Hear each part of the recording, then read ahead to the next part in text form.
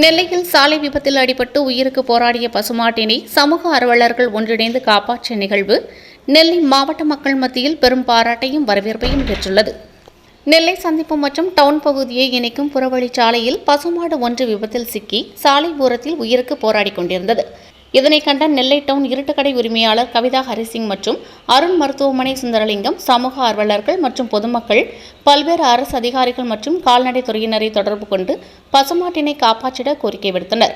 ஆனால் காலையில் அடிப்பட்ட பசுமாடு மாலை வரை அதே இடத்தில் இருந்ததால் டவுன் இருட்டுக்கடை அல்வா உரிமையாளர் கவிதா ஹரிசிங் மற்றும் அருண் மருத்துவமனை சுந்தரலிங்கம், சமூக ஆர்வலர்கள் மற்றும் பொதுமக்கள் அப்பகுதி இளைஞர்களோடு ஒன்றிணைந்து பசுமாட்டினை காப்பாற்றும் முயற்சியில் ஈடுபட்டனர். இதனால் அப்பகுதியில் மக்கள் கூட்டம் கூட காவல்துறையினரும் சம்பவ இடத்திற்கு வந்தனர். உடனடியாக காவல்துறை மருத்துவர்களை தொடர்பு கொண்டு பசுமாட்டினை காப்பாற்றிட வேண்டும் என காவல்துறையின் வலியுறுத்தலின் பெயரில் கால்நடைத்துறை மருத்துவர் சம்பவ இடத்திற்கு வந்து மாட்டிற்கு தேவையான மருத்துவ சிகிச்சைகளை மேற்கொண்டார். இதனைத் தொடர்ந்து பசுமாடு படிப்படியாக இயல்பு நிலைக்கு திரும்பியது.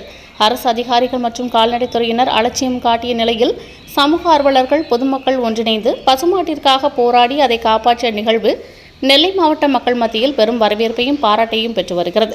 மேலும் இதுபோன்று சாலை ஓரங்களில் அடிபட்டு உயிருக்கு போராடும் கால்நடைகளை காப்பாற்றிட கால்நடைத்துறை மருத்துவர்கள் பல்வேறு கட்டுப்பாடுகள் விதிப்பதாகவும், இதனை காப்பாற்ற பெருமளவில் முயற்சி மேற்கொள்ளாமல் அலட்சியம் காட்டுவதாக குற்றம் சாட்டிய பொதுமக்கள், இனிவரும் காலங்களில் இதுபோன்ற நிகழ்வுகள் நடைபெறாமல் கால்நடைகளை காப்பாற்றிட துரிதமாக நடவடிக்கை எடுக்க மாவட்ட நிர்வாகமும் கால்நடைத்துறையினரும் நடவடிக்கை மேற்கொள்ள வேண்டும் எனவும் கோரிக்கை விடுத்தனர்.